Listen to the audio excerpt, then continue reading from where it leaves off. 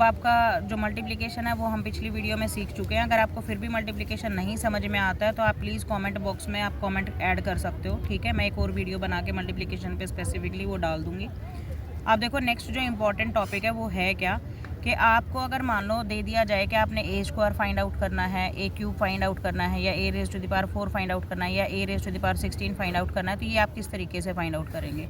तो मेरे बच्चों, आप कई बार ये गलतियाँ करते हो। जैसे मान लो अगर मैंने ए आपको दे दिया 0 0 4 0, तो आप ए स्क्वायर कैसे निकालते हो। आप क्या करते हो, 0 का स्क्वायर 0, 0 का स्क्वायर 0, 4 का स्क्वायर 16 और 0 का स्क्वायर 0। आप ये गलती करते हो, प्लीज़ ये गलती अवॉइड करना। आप एग्जाम में ऐसे आपका क्वेश्चन गलत हो जाना है। आपने करना क्या है, एक बार ए इधर लिखें, एक बार ए इधर लिखें और बीच में एक डॉट लगाएं, क्योंकि ये डॉट मल्टीप्लिकेशन को इंडिकेट करता है। अब आपने अपनी मैट्रिक्स को रिपीट करना है इस तरीके से। एक बार ए लिखें, फिर आप दोबारा से ए लिखें 0 0 4 0। अब नेक्स्ट स्टेप में आप क्या लिखेंगे, क्योंकि हम ए को ए से मल्टीप्लाई करके फिर ए स्क्वायर फाइंड आउट करते हैं, तो यहाँ पे मैं करूँगी आपका ए स्क्वायर। अब ए स्क्वायर, क्योंकि मैंने मल्टीप्लिकेशन सिखाया कैसे है कि हम रो को कॉलम के साथ मल्टीप्लाई करते हैं, ठीक है। हम कभी भी इस तरीके से एलिमेंट्स का स्क्वायर करके हम मैट्रिक्स का स्क्वायर हम नहीं निकाल सकते, ये बिल्कुल ध्यान रखना है आपने। अब देखो, मैं 0 को 0 से मल्टीप्लाई करूँगी तो मेरा 0 आएगा। इस 0 को मैं 4 से मल्टीप्लाई करूँगी तो भी मेरा 0 आएगा। क्यों? क्योंकि 0 किसी भी नंबर के साथ मल्टीप्लाई हो जाए आपका 0 ही रिजल्ट आना है। हमेशा ध्यान रखना, जहाँ पे भी 0 है उस एलिमेंट को उठा के 0 लिख दिया करो डायरेक्ट, बिना मल्टीप्लिकेशन के। अब क्योंकि ये दोनों भी 0 हैं, ये दोनों भी 0 हैं, फर्स्ट मेरा 1 1 एलिमेंट तो आ गया। कहाँ से आया 1 1 एलिमेंट? जब मैंने फर्स्ट रो को फर्स्ट कॉलम से मल्टीप्लाई करा तब मेरा 1 1 एलिमेंट आया। ये मेरी 1 2 की पोजीशन होती है, जो मैंने पहले तुम्हारी वीडियो में दिखाया भी है कि ये 1 2 होता है आपका यहाँ पे, क्योंकि ये फर्स्ट रो है और सेकंड कॉलम है। अब फर्स्ट रो को जब मैं सेकंड कॉलम से मैट्रिक्स के मल्टीप्लाई करूँगी तो मेरा सेकंड एलिमेंट यहाँ पे आएगा। अब क्योंकि दोनों 0 है, ये भी 0 है, तो मेरे पास 0 + 0 यहाँ पे आ जाएगा। अब नेक्स्ट ध्यान दो, ये फर्स्ट रो से मेरे दोनों कॉलम्स मल्टीप्लाई हो चुके। अब मैं सेकंड रो पे आऊँगी। सेकंड रो को जब मैं इनके साथ मल्टीप्लाई करूँगी तो मेरा सेकंड रो इधर है और फर्स्ट कॉलम इधर है, तो सेकंड रो फर्स्ट कॉलम के साथ जैसे ही मेरी मल्टीप्लाई होगी मेरा एलिमेंट यहाँ पे आ जाएगा। तो 4 को 0 से मल्टीप्लाई करूँगी तो 0 आएगा, 0 को 4 से मल्टीप्लाई करूँगी तो भी 0 आएगा। अब 4 को मैं 0 से यहाँ पे मल्टीप्लाई करूँगी सेकंड कॉलम से, तो 4 को 0 से मल्टीप्लाई करा तो भी 0 आया, और 0 को जब मैं यहाँ 0 से मल्टीप्लाई करूँगी तो भी 0 आया। या इसको आप ऐसे भी देख सकते हो कि ये इस कॉलम में आपके पास 0 ही 0 है, तो यहाँ पे आपके पास 0 ही आएंगी। किसी भी नंबर को किसी से मल्टीप्लाई कर लो, यहाँ पे आपका 0 ही आना है, ठीक है। तो और यहाँ पे 0 इसलिए आया है क्योंकि यहाँ 4 0 से एक बार ये मल्टीप्लाई हो रहा है, और यहाँ ये 4 इस 0 से मल्टीप्लाई हो रहा है, इसलिए ये 0 आ रही है। तो अल्टीमेटली यहाँ पे जो आपका रिजल्ट आएगा वो आएगा 0 + 0 0 0 और 0। तो ये आया आपका ए स्क्वायर, ठीक है।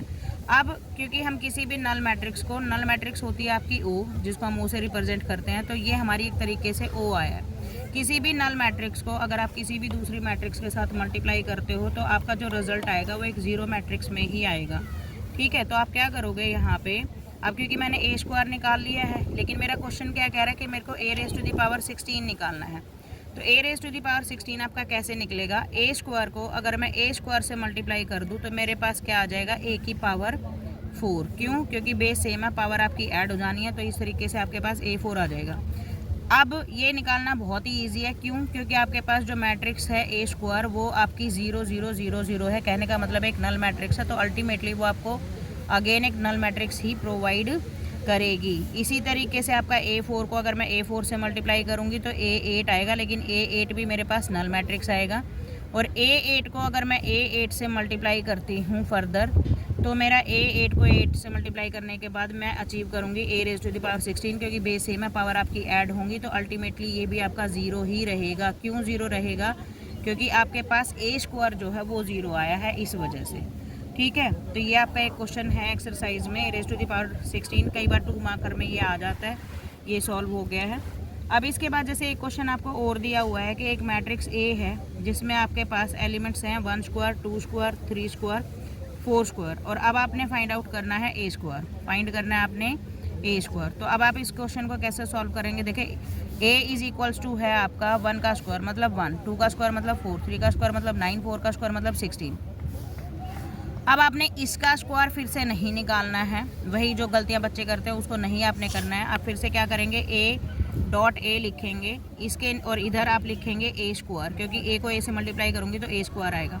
तो मैंने लिया 1 4 9 और 16, बीच में मैंने मल्टीप्लिकेशन का साइन 1 4 9 और 16। अब मैं इनको फिर से मल्टीप्लाई करूँगी, फर्स्ट रो को फर्स्ट कॉलम से मल्टीप्लाई करूँगी तो मेरे पास यहाँ पे पहला एलिमेंट आएगा। 1 को 1 से मल्टीप्लाई करूँगी तो 1, 4 को 9 से मल्टीप्लाई करूँगी तो 36। फिर मेरा फर्स्ट रो को सेकंड कॉलम से मल्टीप्लाई करूँगी तो मेरा सेकंड एलिमेंट आएगा। 1 को 4 से मल्टीप्लाई करोगे तो 4, 16 को 4 से मल्टीप्लाई करोगे तो आपका आएगा 64, ठीक है। फिर सेकंड रो को अगर मैं मल्टीप्लाई करूँ इधर, तो सेकंड रो को फर्स्ट कॉलम से मल्टीप्लाई करूँगी तो मेरा 2 1 एलिमेंट आएगा। 9 को 1 से मल्टीप्लाई करा तो 9, और 16 को 9 से मल्टीप्लाई करा तो कितना आएगा बताओ तुम, 144, ठीक है। अब उसके बाद नेक्स्ट आएगा आपको 9 को 34 से मल्टीप्लाई करोगे तो 36, और 16 को 16 से मल्टीप्लाई करूँगी तो 256, ये मेरे पास आएगा। अब इनको ऐड कर दो, आपके पास ए स्क्वायर की वैल्यू आ जाएगी। ये आ जाएगा आपका 37, ये आ गया आपका 68। 144 में 9 ऐड करोगे तो 153 आ जाएगा, और ये आप इधर ऐड करोगे तो ये आ गया 280 और 292 आपका इधर से आ जाएगा। ये आपका आंसर आएगा, ठीक है। अब देखो एक क्वेश्चन दिया हुआ है फाइंड के, ऐसे कई और भी क्वेश्चंस आते हैं। जैसे मान लो तुम्हें ए दे रखा होगा यहाँ पे ऐसे, ए इज इक्वल टू एक मैट्रिक्स दे दी, फिर फाइंड आउट करना होगा आपको ए स्क्वायर माइनस में 7a plus 10i3 is equals to null matrix prove करना होगा। तो या तो इस तरीके का क्वेश्चन बनता है कई बार, लेकिन ये थोड़ा सा इसमें क्योंकि के है कि स्केलर क्वांटिटी फाइंड आउट करने के लिए हम यूज़ करते हैं, तो ये क्वेश्चन समझा देती हूँ। ये क्वेश्चन समझ जाओगे तो इस तरीके के क्वेश्चन आप खुद भी कर सकते हो, ठीक है। तो अभी देखो यहाँ पे हमने करना क्या है, यहाँ पे ये कह रहा है कि ए स्क्वायर जो है वो इसके इक्वल है। तो ए स्क्वायर हम कैसे फाइंड आउट करेंगे, वही मेरा पुराना तरीका है, a square is equal to a into a हम लिखेंगे। तो ए स्क्वायर के लिए मेरे को करना क्या है, मेरी ए है 3 - 2 4 - 2, मैं इनको दोनों 4 - 2 मैं इनको दोनों को मल्टीप्लाई करूँगी, ए को खुद ए से ही मल्टीप्लाई करूँगी तो मेरा ए स्क्वायर आएगा। मेरे को मेरे एलिमेंट्स का स्क्वायर नहीं करना है, ये आपने बहुत ध्यान रखना है, बार बार इसी चीज़ पे मैं स्ट्रेस कर रही हूँ, ठीक है। अब देखो आप मल्टीप्लिकेशन करोगे तो कैसे होगा, ये आपकी फर्स्ट रो है, इसको फर्स्ट कॉलम से आप मल्टीप्लाई करेंगे। 3 को 3 से मल्टीप्लाई करूँगी तो मेरा 9 आएगा। -2 को 4 से मल्टीप्लाई करूँगी तो मेरा -8 आएगा, यहीं पे मेरा पहला एलिमेंट आएगा। अब फर्स्ट रो है, सेकंड कॉलम के साथ मल्टीप्लाई होगी। 3 को -2 से मल्टीप्लाई करूँगी तो -6 आएगा। -2 को -2 से मल्टीप्लाई करूँगी तो +4 आएगा। अब ये मेरी सेकंड रो है, इसको मैं फर्स्ट कॉलम से मल्टीप्लाई करूँगी। 4 को 3 से अगर मैं मल्टीप्लाई करती हूँ तो 12 आता है। -2 को 4 से मल्टीप्लाई करूँगी तो -8 आएगा। अब सेकंड रो से सेकंड कॉलम को मल्टीप्लाई करेंगे। 4 को -2 से मल्टीप्लाई करूँगी तो -8 आएगा। -2 को -2 से मल्टीप्लाई करूँगी तो +4 आएगा, ठीक है। तो अब मेरे पास आएगा ए स्क्वायर इज इक्वल्स टू 1 4 -2 -4, मेरा ए स्क्वायर आ गया इसके इक्वल। ये तो मेरा हो गया LHS। अब क्या कह रहा है RHS। RHS में मेरे पास क्या दे रखा है, KA माइनस में 2i। अब k देखो मेरा क्या है, k तो मेरी स्केलर क्वांटिटी है, मेरे को पता ही नहीं है कि कितनी है। अब a मेरा है 3 - 2 4 -2।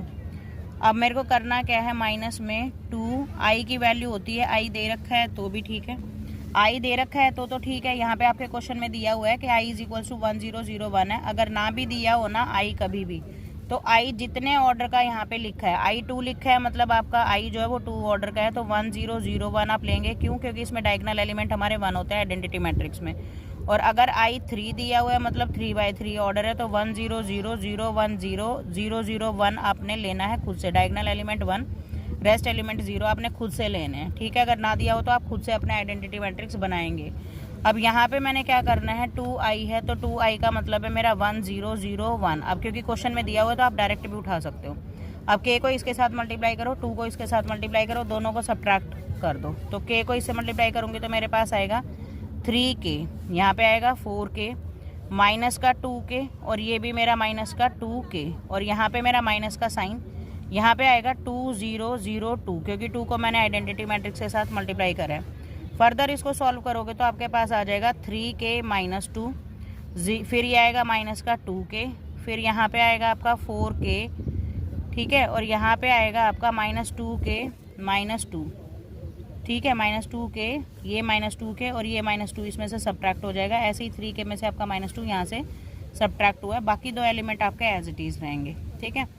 अब हम क्या करेंगे, इन्होंने मेरे को दिया हुआ था LHS और मेरा RHS, दोनों को हम इक्वल पुट करेंगे। तो मेरा लेफ्ट हैंड साइड की वैल्यू कितनी आई हुई है यहाँ पे, 1 - 2 4 और -4, ए स्क्वायर की जो मेरी वैल्यू है, और इधर यहाँ पे मेरी आई है के ए माइनस 2 की जो मेरी वैल्यू आई है वो ये आई है।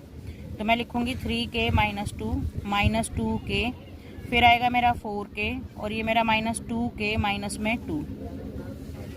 अब आप क्या करोगे, करस्पॉन्डिंग एलिमेंट, ये एलिमेंट इसके करस्पॉन्डिंग है, ये एलिमेंट इसके करस्पॉन्डिंग है, ये एलिमेंट इसके करस्पॉन्डिंग है और ये एलिमेंट इसके करस्पॉन्डिंग है। सारों को एक दूसरे के करस्पॉन्डिंग एलिमेंट्स को इक्वल रखेंगे और कंपेयर करके के की वैल्यू फाइंड आउट कर लेंगे। ठीक है, तो मैंने लिखा यहाँ पे, पहला मैंने लिखा 3k minus 2 is equals to 1, दूसरा मैंने लिखा minus 2k is equals to minus 2, क्योंकि ये एलिमेंट इसके इक्वल है।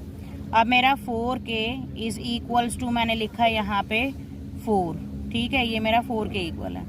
और नेक्स्ट ये जो मेरा माइनस 2k माइनस 2 है, ये मेरा इक्वल है माइनस 4k। ठीक है, तो जो एक दूसरे के करस्पॉन्डिंग एलिमेंट्स थे वो मैं कर क्या रही हूँ, ये एलिमेंट इसके इक्वल, ये एलिमेंट इसके इक्वल, हमने इक्वल पुट कर दिए। क्यों? क्योंकि हमने स्केलर क्वांटिटी k की वैल्यू फाइंड आउट करनी है इसलिए। ठीक है, तो यहाँ से मेरे पास ये 2 उधर चला जाएगा क्योंकि 2 न्यूमेरिक वैल्यू है और ये मेरा एक वेरिएबल वैल्यू है। तो मैंने लिखा 3k इज इक्वल्स टू 2 उधर जाएगा, पॉजिटिव होगा, 1 में ऐड होगा तो 3 आ जाएगा यहाँ पे। अब यहाँ पे क्या है, माइनस से माइनस कैंसिल, 2 से 2 कैंसिल, यहाँ से आपके पास k की वैल्यू आ गई है 1। यहाँ 4 से 4 कैंसिल, यहाँ से भी k की वैल्यू कितनी आ गई है 1। यहाँ पे आप माइनस 2 कॉमन ले लें, माइनस 2 कॉमन लेते ही यहाँ पे क्या बचा आपके पास k, और यहाँ पे आपका माइनस तो आपने कॉमन ले लिया प्लस 1 इज इक्वल्स टू कितना है -4। तो ये माइनस से माइनस कैंसिल, 2 2 ज़ा 4। तो अब आपका ये जो k plus 1 is equals to 2 बना है, अब k is equals to 2 minus 1 करेंगे क्योंकि k इधर 1 इधर पॉजिटिव है, उधर जाके नेगेटिव हो जाएगा। ये 3 से 3 कैंसिल, तो k इज इक्वल्स टू 1, यहाँ से भी 1। k की वैल्यू जो है वो सेम आनी चाहिए क्योंकि k एक स्केलर क्वांटिटी है और स्केलर क्वांटिटी आपकी मैट्रिक्स से मल्टीप्लाई हुई थी, तो हर जगह से अगर आपकी k की वैल्यू 1 आ रही है तो आपका आंसर सही है। लेकिन अगर कहीं कोई दूसरी वैल्यू आ रही है तो आप समझ जाना कि आपने मल्टीप्लिकेशन में या एडिशन में कहीं कोई एरर करी है। रीज़न बीइंग क्योंकि k एक स्केलर क्वांटिटी होती है जो आपकी मैट्रिक्स से मल्टीप्लाई होती है। ठीक है, तो अगर इसका सेम रिजल्ट आ रहा है तो आपकी वैल्यू ठीक है, k की वैल्यू ठीक है। अदरवाइज अगर आपका कहीं पे भी डिफरेंट रिजल्ट है, आपका क्वेश्चन कहीं ना कहीं आपसे गलत हुआ है, ये ध्यान रखना। ठीक है।